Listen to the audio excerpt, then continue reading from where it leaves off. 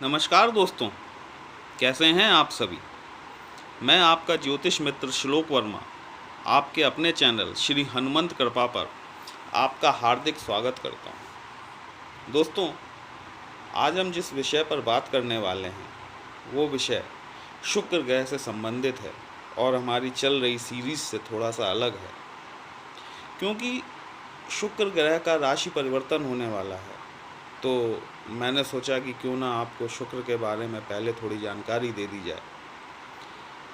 तो दोस्तों, आज मैं आपसे जिस विषय पर बात करने वाला हूँ वो हमारे शुक्र से संबंधित है। दोस्तों, शुक्र ग्रह का हमारे जीवन में, हमारे आपके सबके जीवन में अभूतपूर्व योगदान होता है। जीवन में हमारा जो भी भोग विलास ऐश्वर्य से संबंधित चीज़ें हैं वो सारी शुक्र से ही आती हैं। मैं यहाँ शुक्र से संबंधित कुछ उपाय बताऊंगा और आपसे निवेदन करूंगा कि वीडियो को अंत तक अवश्य देखें, क्योंकि लास्ट में मैं आपको एक बहुत ही बढ़िया उपाय बताने वाला हूँ। दोस्तों, शुक्र यदि खराब हो तो इसे कैसे पहचानेंगे। जिनकी कुंडली में, जिनकी पत्रिका में शुक्र खराब होता है, उसकी पहली पहचान ये होती है कि उसका चेहरा निस्तेज हो जाता है, उसके चेहरे पर लावण्य नहीं रहता, उसकी आंखों में एक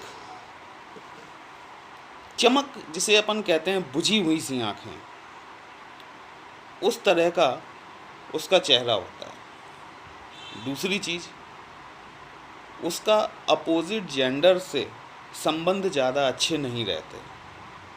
मतलब अगर वो जातक है तो उसका स्त्री वर्ग के प्रति, जातिका है तो पुरुष वर्ग के प्रति उसके संबंध ठीक नहीं रहते, या जिन्हें कहा जाए कि नॉर्मल होना चाहिए वो नॉर्मल संबंध नहीं रहते। अगर शुभ शुक्र है, बढ़िया है, उच्च का है या अच्छी जगह पर उसका प्लेसमेंट है, तो शुक्र हमें जो दे सकता है वो अन्य कोई ग्रह शायद ही दे पाए। क्योंकि दुनिया में जितनी भी भोग विलास ऐश्वर्य से संबंधित चीज़ें हैं वो सब शुक्र पर निर्भर करती हैं। अगर हम कपड़ों की बात करें तो जो महंगे से महंगा ब्रांड है वो शुक्र के अंतर्गत आता है। अगर हम कारों की बात करें तो जो महंगी से महंगी कार है वो शुक्र के अंतर्गत आती है। अगर हम 5 स्टार 7 स्टार होटल्स की बात करें तो वो शुक्र के अंतर्गत आते हैं। दोस्तों, जिसका शुक्र जितना अच्छा होगा, आप देखेंगे कि उसका आभा मंडल उतना ही तेज होगा, प्रखर होगा, लोग स्वतः ही उसके प्रति आकर्षित हो जाते हैं। एक वीडियो में शायद मैंने पहले भी बताया है कि सपोज़ मान लीजिए कि आप किसी पार्टी में हैं, अचानक वहाँ किसी शख्स की एंट्री होती है और लोगों की निगाहें उसकी तरफ मुड़ जाती हैं। वो उस पार्टी का आकर्षण का केंद्र बन जाता है। ऐसा क्यों होता है? ये उसके शुक्र के कारण ही होता है। जिसका शुक्र बलवान होता है उसके वैवाहिक संबंध भी अच्छे होते हैं। जिसका शुक्र कमज़ोर होता है उसके वैवाहिक संबंध या तो होते ही नहीं हैं, या अगर संबंध होते हैं तो उनमें मधुरता की, माधुर्य की कमी रहती है। दोस्तों, आज मैं आपको शुक्र से संबंधित कुछ उपाय बताने वाला हूँ, जिनसे कि आप अपने शुक्र को, अगर वो बली नहीं है, अगर वो निर्बल है, तो आप उसे बली कर सकते हैं और शुक्र द्वारा मिलने वाले फ़ायदों का लाभ उठा सकते हैं। तो चलिए बात करते हैं उपायों की। तो पहला उपाय गौ माता से संबंधित है। दोस्तों, अगर आप गाय को प्रतिदिन हरा चारा खिलाना शुरू करते हैं तो आप इससे अपने बुध और शुक्र दोनों का उपाय करते हैं। अगर आप कौवे को पनीर खिलाना शुरू करते हैं तो आप इससे शुक्र शनि का एक साथ उपाय करते हैं। मतलब अगर आप कौवे को पनीर खिलाते हैं, भले वो कितना भी हो, 10 रुपए का हो, 20 रुपए का हो, आप कौवों को अगर पनीर खिलाते हैं तो आपका शुक्र के साथ साथ शनि भी बलवान होने लगता है और अपने गलत प्रभाव जो आप पर छोड़ने वाले हैं उसमें कमी कर देते हैं। दोस्तों, आजकल एक बड़ा प्रचलित सा उपाय है कि अंगूठे में चांदी का बेजोड़ छल्ला, ये लाल किताब का उपाय है। बेसिकली ये लाल किताब का उपाय है। तो अगर आप पहन सकते हैं तो अपने दाहिने हाथ के अंगूठे में, अगर वो पुरुष है तो वह अपने दाहिने हाथ के अंगूठे में एक चांदी का बेजोड़ छल्ला पहन सकता है, और अगर वह जातिका है, अगर वो स्त्री है, तो वह अपने बाएं हाथ के अंगूठे में चांदी का बेजोड़ छल्ला भी पहन सकती है। इससे भी आपका शुक्र मजबूत होता है, बलवान होता है। दोस्तों, शुक्र के लिए अगर आप अपने निजी अंगों को दही से धोना शुरू कर देते हैं तो भी आपका शुक्र बलवान होता है।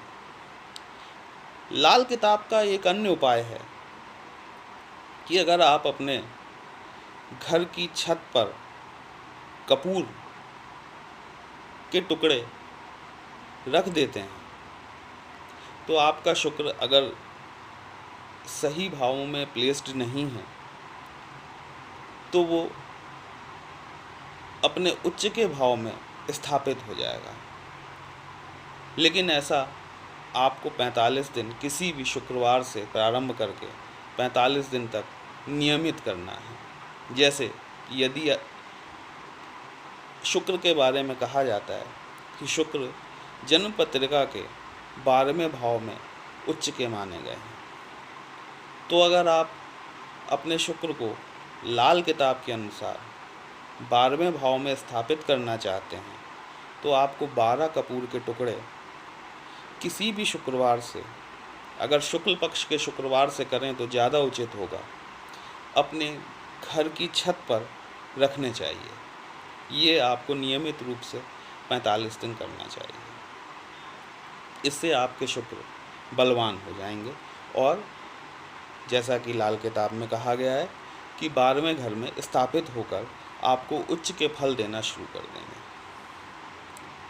दोस्तों, एक अंतिम उपाय मैं आपको बताने वाला हूँ जो हमारे घर में ही उपलब्ध होता है, जिसमें कोई खर्च भी नहीं है। आपको एक मुट्ठी सौंफ लेनी है। ये ध्यान रखिएगा कि कलर मिक्स सौंफ ना हो, क्योंकि बाज़ार में जो सौंफ मिलती है वो देखने में बिल्कुल हरी होती है लेकिन वो कलर की हुई होती है। तो ये ध्यान रखिएगा कि कलर की हुई सौंफ ना हो, सादा सौंफ हो। उसमें तकरीबन 10-12 इलायची आप लेकर, एक मुट्ठी सौंफ और 10-12 इलायची आप लेकर मिक्सी में पीस लीजिए, उसे ग्राइंड कर लीजिए। ये जो पिसा हुआ मटेरियल है इसको आप लगभग 1 लीटर पानी में उबलने रख दीजिए। इसको बहुत अच्छे से खौला लीजिए। उबल के ये तकरीबन 800 ग्राम के आसपास रह जाएगा। इसे छानकर एक कांच की बोतल में भर लें। ध्यान रखिए, बोतल प्लास्टिक की ना हो, लोहे की ना हो, कांच की बोतल हो तो बहुत ज़्यादा उत्तम रहेगा।